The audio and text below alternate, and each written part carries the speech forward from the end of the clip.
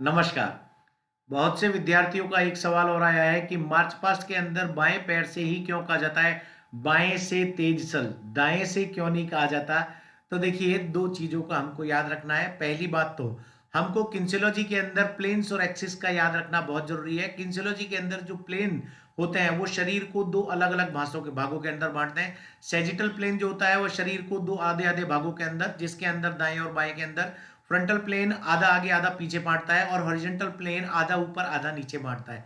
यह चीज ये स्पष्ट कर देती है कि शरीर के अंदर जब भी कोई गति होती है तो वो द्विस्तरीय अक्ष के ऊपर होती है। मतलब अगर बायां पैर आगे निकलेगा तो उसके साथ शरीर का आधे हिस्से का आधा या दायां हाथ आगे आएगा, क्योंकि आधे शरीर के लेफ्ट हिस्से के अंदर क्या गया, बायां पैर गया, तो शरीर के आधे हिस्से में कौन सा आएगा, दायां हाथ आगे आएगा। तो यह तो बात हो गई शरीर के कोऑर्डिनेशन की। अब जो प्रश्न था कि बायां पैर ही क्यों निकाला जाता है, तो देखिए इसके पीछे एक साइंटिफिक रीजन है। हमारे शरीर के अंदर जब हम शरीर को बीचों बीच से काटते हैं तो दो भाग बनते हैं, दाएं और बाएं। बायां भाग हमारे शरीर का ऐसा है कि यहाँ स्टर्नम हड्डी के जस्ट पीछे हमारा हृदय रखा होता है।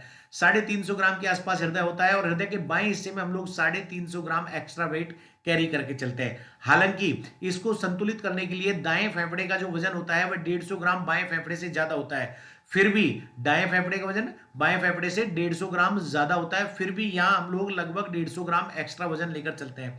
तो यह शरीर का हिस्सा ऑटोमेटिकली भारी हो जाता है। इसका मतलब मास कॉन्सोलिडेशन शरीर के बाएं हिस्से के अंदर ज्यादा होता है। द्रव्यमान अगर हम शरीर के दाएं और बाएं हिस्से की पैरेलल बात करें तो बाएं हिस्से में ज्यादा होता है।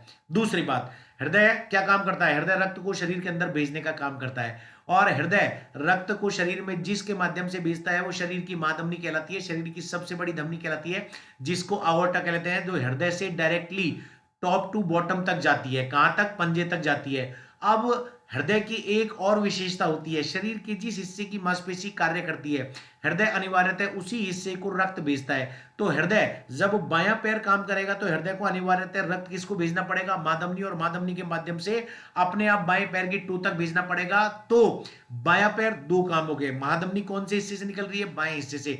बायां पैर आगे गया तो हृदय को बिना कोई एक्स्ट्रा एफर्ट लगाए हुए बाएं हिस्से से रक्त को नीचे ढकेलना पड़ रहा है, जो डायरेक्टली बाएं पैर तक जा रहा है बिना किसी एक्स्ट्रा एफर्ट के अंदर।